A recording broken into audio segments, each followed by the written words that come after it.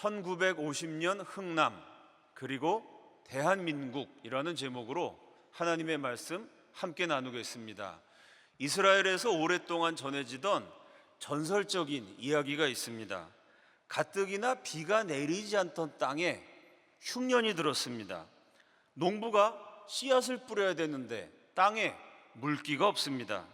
그런 땅에 씨를 뿌리면 보나마나 씨앗이 말라 비틀어집니다. 바람이 불면 먼지처럼 날려가 버리기도 하죠. 그렇다고 씨를 뿌리지 않으면 아무것도 거둘 수 없습니다. 씨를 뿌려도 굶어 죽고 뿌리지 않아도 굶어 죽는 정말 어려운 상황입니다. 그래도 포기하지 않고 농부가 간절히 기도하는 마음으로 씨앗을 뿌렸습니다. 그랬더니 놀랍게도 이 씨앗에서 파란 새싹이 돋아났습니다. 이게 어떻게 된 일일까요? 농부가 가슴에 사무쳐서 하나님, 어떻게든지 이 씨앗에서 새싹이 돋고 열매가 맺어야지, 그러지 않으면 우리 가족들, 애들 다 굶어 죽습니다. 간절히 기도하면서 씨앗을 뿌리는데 눈에서 눈물이 뚝뚝 떨어졌어요. 씨앗 한 알에 눈물 한 방울 뚝. 그 다음 씨앗 하나 심는데 눈물 한 방울 뚝. 사람의 눈물을 머금은 씨앗에서 생명과 같은 새싹이 돋아났다는 겁니다. 이게 전설 같은 이야기인데 전혀 불가능한 사실은 아닙니다. 한국은 비가 많이 내리는 편이지만 이스라엘은 대단히 건조합니다. 지금도 이스라엘에서는 파이프로 물을 공급해서 농사를 짓죠. 그런데 그 파이프를 가만히 보면 작은 구멍이 뚫려 있어요. 한국처럼 물이 풍부해서 스프링쿨러를 돌리는 게 아니고요, 이 파이프에 뚫린 구멍으로 물이 어떻게 공급되냐면 방울방울 똑똑 떨어지는 물을 받아서 지금도 씨앗에서 새싹이 돋아납니다. 자, 눈물로 씨를 뿌려서 싹을 틔우는 장면, 하나님이 하늘에서 그 농부를 보셨어요. 너무 불쌍해서 하나님이 그냥 있으실 수가 없으셨습니다. 대지를 촉촉히 적시는 비를 내리셨다는 겁니다. 결국 울면서 씨를 뿌렸던 농부는 웃으면서 큰 수확을 거두게 되었습니다. 이 이야기를 기록한 말씀이 오늘의 본문 시편 126편 5절과 6절입니다. 다 함께 읽습니다. 시작.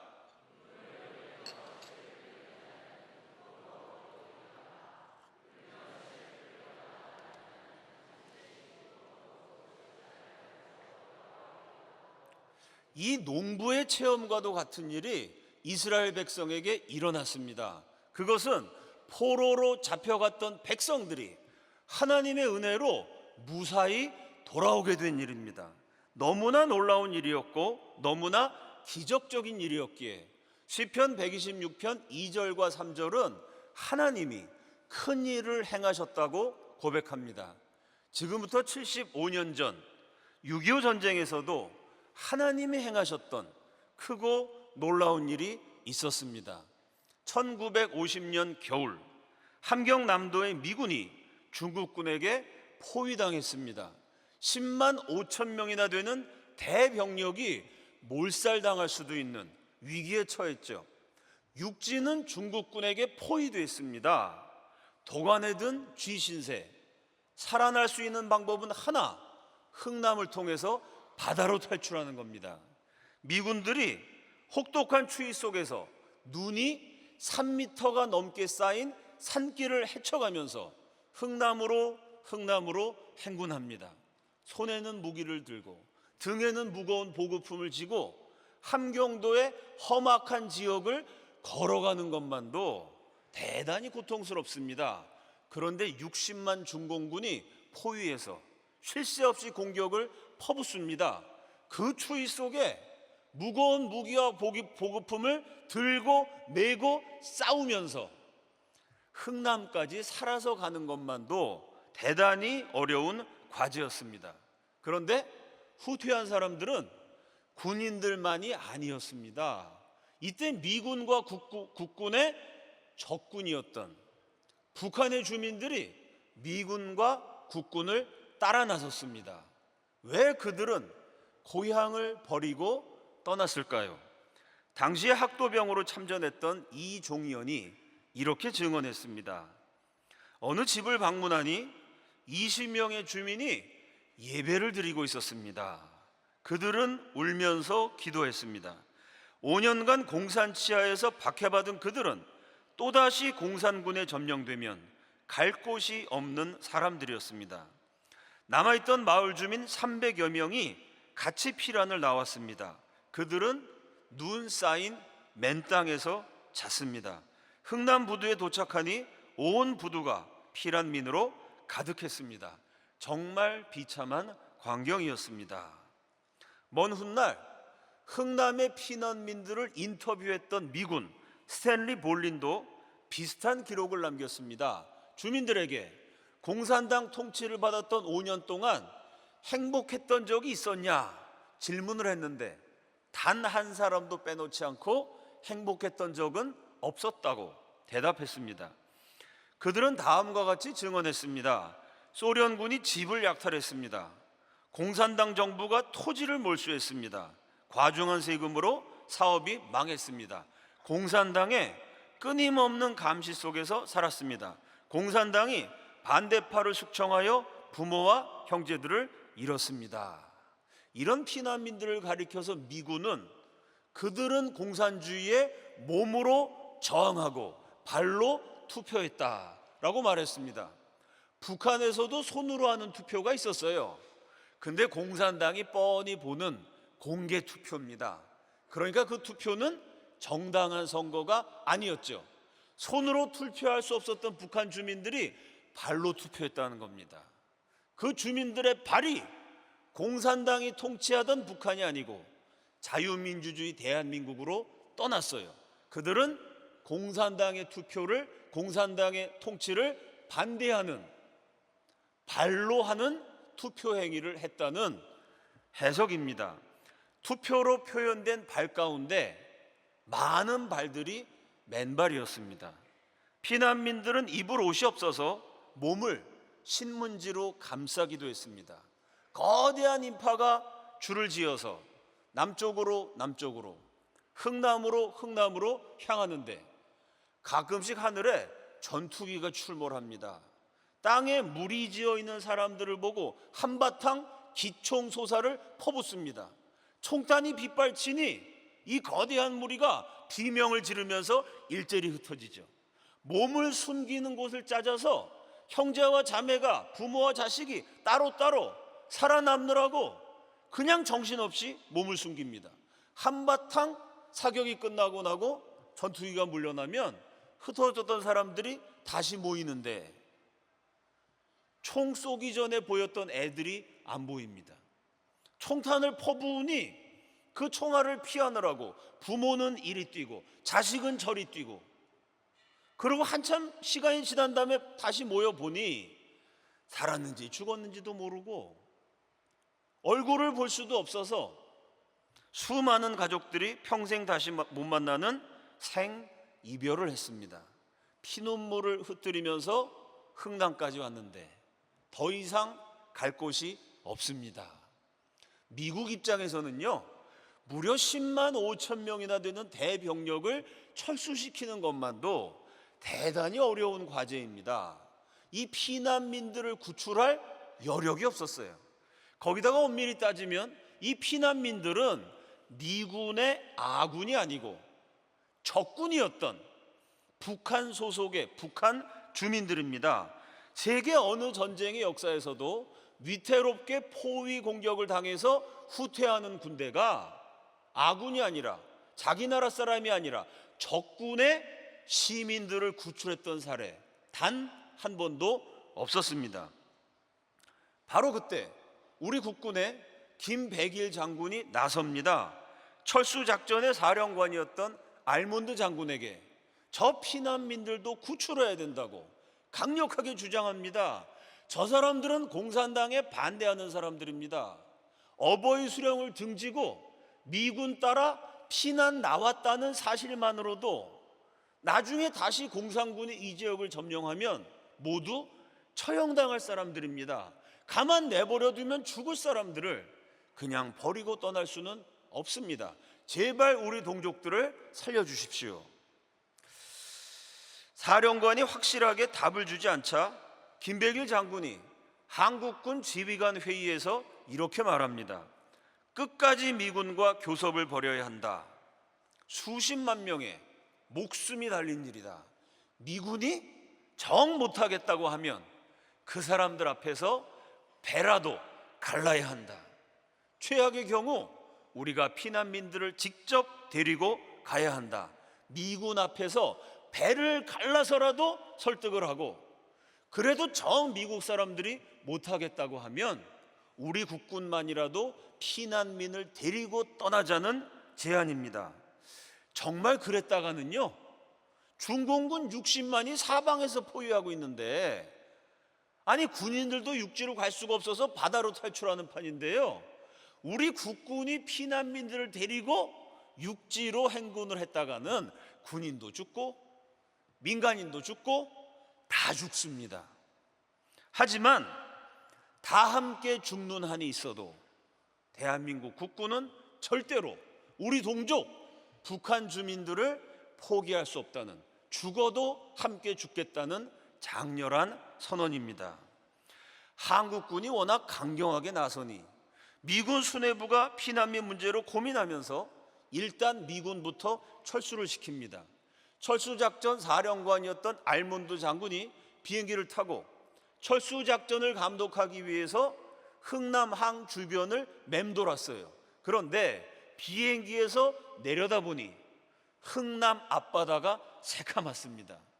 한겨울의 바다를 새카맣게 가득 메운 물체들은 북한의 피난민들이었습니다.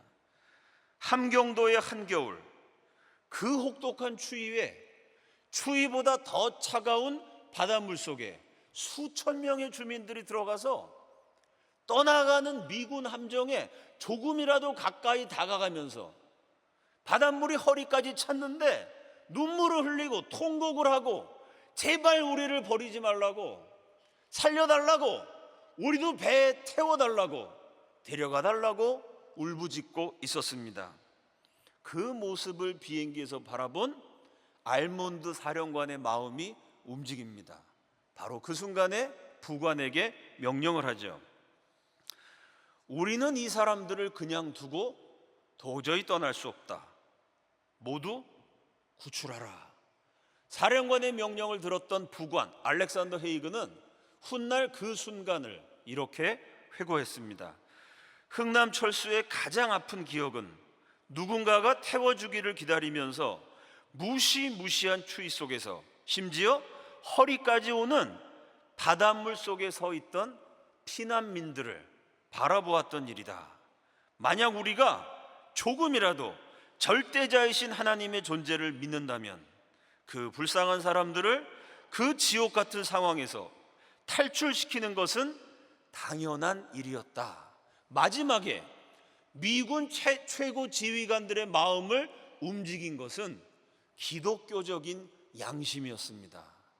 하나님이 살아계신데, 그분이 절대자이신데, 내가 하나님 믿는 사람으로서 비록 믿음이 그리 좋지 않아도 조금이라도 절대자 하나님을 믿는 믿음이 있으면 저렇게 살겠다고 한겨울에 바닷물까지 들어가 울부짖는 사람들, 저 사람들을 도저히 외면할 수 없다. 결국 1950년 12월 19일부터 인류 역사상 유례가 없는 작전이 얼어붙은 흥남 앞바다에서 펼쳐집니다. 군인은 무기를 버리면 죽습니다. 군대에서 훈련받다가 총을 잃어버리면요 바로 영창에 갑니다.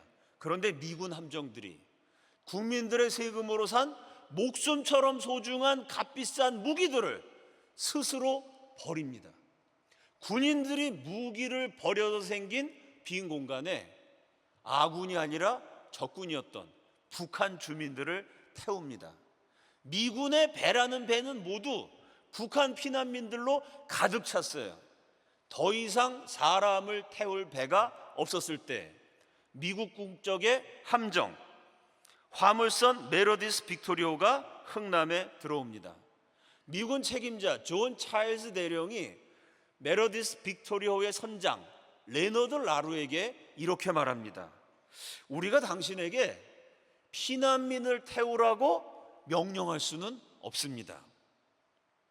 하지만 당신이 스스로 자원하여서 이 피난민 얼바라도 일부라도 명령할 수 없는데 스스로 태울 수 있는지 생각해 보시기를 부탁드립니다. 이 문제를 상급 선원들과 의논해서 결정해 주십시오. 화물선이지만 엄연히 이 군대에 동원된 미국 국방부 소속입니다. 얼마든지 명령을 할 수 있어요. 그런데 왜 명령을 못하고 부탁을 했을까요? 너무나 위험했기 때문입니다. 첫째로 흥남 앞바다에서는 그때까지의 해전 역사상 가장 많은 폭발물들이 설치되어 있었습니다. 실제로 메로디스 빅토리오가 들어오기 직전에 미군 함정 3척이요 기뢰에 걸려서 폭파당했습니다. 전함도 폭파당하는 판인데 기뢰 탐지기도 준비하지 못한 화물선이 피난민을 잔뜩 태우고 항해를 한다는 것은 위험천만한 일입니다. 둘째로 메로디스 빅토리오에는 연료 300톤이 실려 있었어요. 쉽게 말하면 기름 300톤을 실은 거대한 주유소였습니다. 이렇게 위험한 물질을 운반하는 군용 화물선에는요 훈련받은 선원들만 탈 수 있습니다. 훈련받지도 않은 민간인들이, 더군다나 대부분이 문맹이었던 북한의 피난민들이 거기 잔뜩 탔다가 실수로 작은 불꽃 하나라도 연료통 앞에서 피어나면 무시무시한 대재난과도 같은 폭발 사고가 일어날 수 있습니다. 셋째로 배에는 선원 47명만 타도록 설계되어 있었습니다. 47명 이외의 인원을 위한 시설과 공간은 전혀 없었지요. 난방시설도, 목욕통도, 화장실도, 침대도, 음식도 없었고 심지어 물도 없었습니다. 그러니 이 배에 사람을 태우라고 도저히 명령할 수 없어요. 피난민 태우고 화물선이 항해하다가 무슨 일이 벌어질지 모릅니다.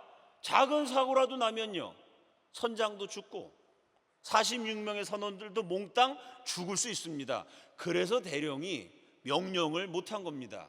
그렇다고 사람들이 바닷물까지 들어가서 살려달라고 몸부림을 치는데 위험하니까 저 사람들 외면하고 그냥 가시오, 그럴 수도 없습니다.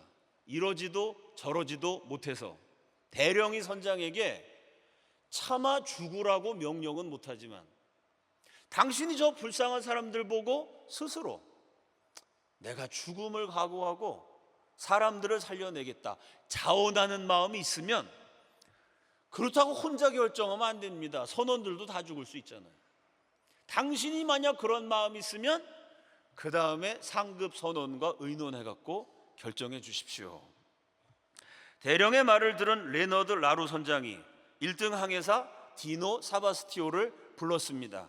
대령이 권고한 대로 의논한 것이 아니라 일방적으로 명령을 했습니다. 피난민들을 배에 태우시오. 그리고 배에 탄 피난민들이 10,000명에 달하면 나에게 보고하시오. 사방에 폭발물이 있고 연료 300톤이 실려 있는데 47명 타도록 설계된 배에 10,000명의 피난민을 태우고 저 머나면 남쪽 바다 부산까지 724km를 항해하겠다고 레너드 라루 선장이 단독으로 결정했습니다. 그 모습을 지켜본 선원 로버트 러니가 자신의 선장에 대해서 이렇게 말했습니다. 나는 알고 있었습니다. 만약 배가 폭발하고 모두 죽었다 하더라도 그는, 우리 선장님은 창조주 하나님 앞에 서서 저는 옳은 일을 했습니다 라고 말할 수 있는 사람들이었습니다. 선장이 어떤 사람인지 선원들이 다 알고 있었습니다. 왜냐하면 메로디스 빅토리오가 미국 동부 버지니아에서 출발을 했어요. 항구까지 오는 동안에 항구에 들렸는데 오랜만에 육지에 도착하면 선원들은 맛있는 거 먹으러 가고 즐기러 가고 친구 만나러 갔습니다. 이 선장님은 혼자서 교회당에 갔어요. 지금 한국에 전쟁을 도우러 가니까 무사히 항해할 수 있도록 배와 선원들을 위해서 늘 기도했습니다. 우리 선장님은 하나님 잘 믿는 사람이고 맨날 성경책 들여보는 사람이고 기도하는 사람이고 동시에 용감하고 지혜로운 인물이라는 것을 선원들이 다 알았습니다. 이 당시 레너드 라루 선장이 37살, 나머지 46명의 선원들이 대부분 20대 초반 젊은이였어요. 선장 혼자 내린 결정 때문에 20대 그 꽃다운 청춘들이 까딱 잘못하면 동해 바다에서 물고기밥이 될 수도 있었습니다. 그러나 그 선장을 존경했던 모든 젊은 선원들이 단 한 사람의 예외도 없이 목숨을 건 선장의 명령에 순종했습니다. 훗날 로버트 런이 선원의 아들이 이 선장을 만나게 되었을 때 아빠한테 들었던 얘기를 기억하면서 질문했습니다.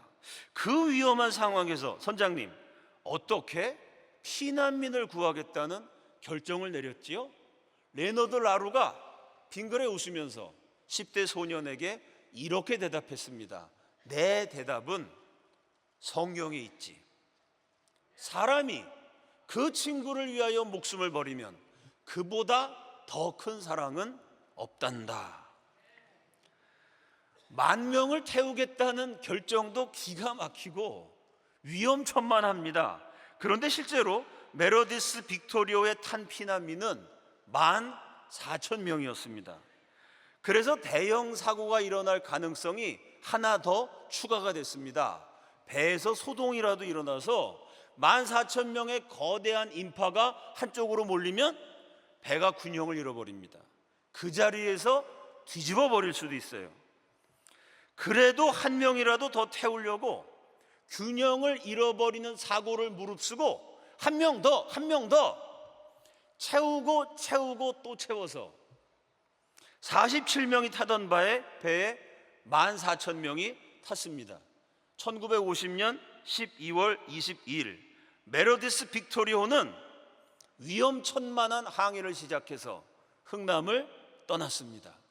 제일 위험했던 첫날, 흥남 앞바다 사방 10km 지역에 그물처럼 기뢰가 깔려 있었는데 천만다행으로 그 기회를 모두 피했습니다. 드디어 안전한 동해 바다로 나아가서 모두가 안도의 한숨을 내쉬고 가슴을 쓸어내리던 밤에 1등 항해사 디노 사바스티오가 레너드 라루에게 외쳤습니다. 선장님, 몇 명이 탔죠? 자네가 나한테 보고했잖아. 14,000명이지. 글쎄요, 선장님, 출발할 때 14,000명이었는데 지금은 14,001명입니다. 그 사이에 탑승 인원이 한 명 늘었어요. 어떻게 됐냐면 만삭이었던 산모가 그 와중에 아기를 낳습니다. 그 미국 선원들이 나중에 부모가 이 아이한테 이름을 지어주겠지만 그래도 우리 배에서 애가 낳았으니 애가 너무 이쁘니 우리 선원들이 애를 돌봐줘야 되니까 이름을 지어주자 의논을 하는데 미국 젊은이들이 한국말을 할 줄 아는 사람 하나도 없습니다. 서로 아는 한국 단어가 뭐가 있나 찾아봤더니 단어 하나 아는 게 있었어요. 그래서 그 아이의 이름을 김치라고 지었습니다.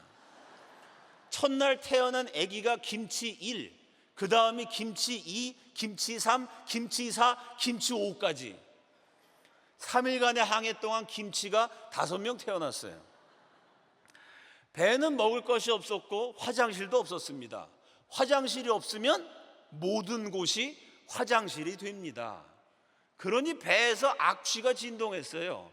항해를 마친 다음에 배를 씻고 또 씻었습니다. 그 다음에 다시 미국으로 돌아갔는데 한 달이 지난 다음 미국 항구에 들어갔을 때 그 배를 청소하던 미국 사람들이 저 북한에서부터 수출된 이 한국인들의 기가 막힌 악취에 한 달이 지나도 기절초풍했다는 기록이 남아 있습니다.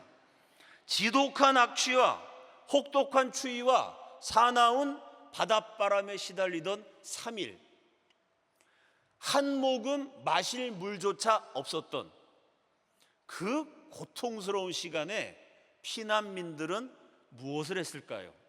그 당시 젊은 엄마였다가 나중에 미군이 기록을 채취할 때 강씨 할머니, 나이가 드셔서 할머니라고 기록된 강씨 할머니의 기록이 남아 있습니다. 항해하는 내내 불확실한 미래, 그리고 두고 온 가족과 친척들에 대해서 자식들과 이야기를 나누었습니다. 온 가족은 배 안에서 밤낮으로 열심히 기도했습니다. 우리 인생에 바쁜 일도 많고 중요한 일도 많습니다. 그러나 절체절명의 위기의 시간에 우리가 붙들어야 할 분은 하나님 한 분인 줄로 믿습니다.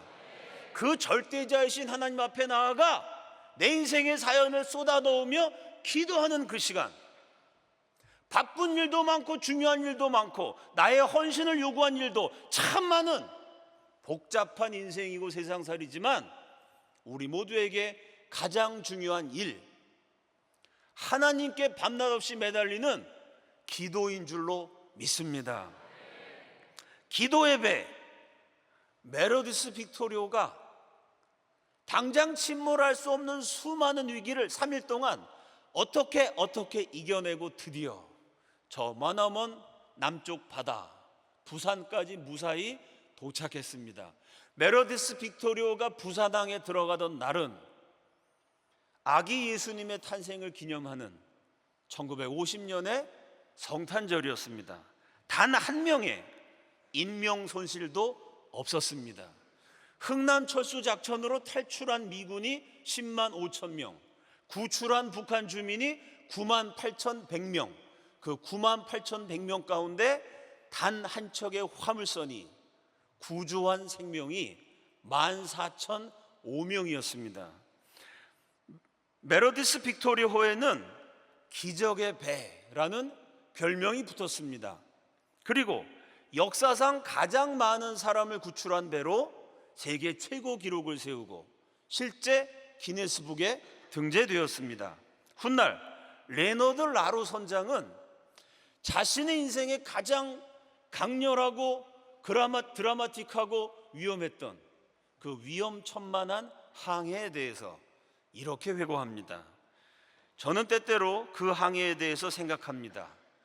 어떻게 그렇게 작은 배가 그렇게 많은 사람들을 태울 수 있었는지를, 그리고 어떻게 한 사람도 잃지 않고 그 끝없는 위협들을 극복할 수 있었는지 생각합니다. 그러면 명확하고 틀림없는 메시지가 저에게 전달됩니다. 그해 크리스마스에 황량하고 차가운 한국의 바다 위에서 하나님의 손길이 배의 키를 잡고 계셨다는 메시지입니다. 메로디스 빅토리호의 별명은 기적의 배였습니다. 똑같은 별명이 우리나라에도 붙여졌습니다.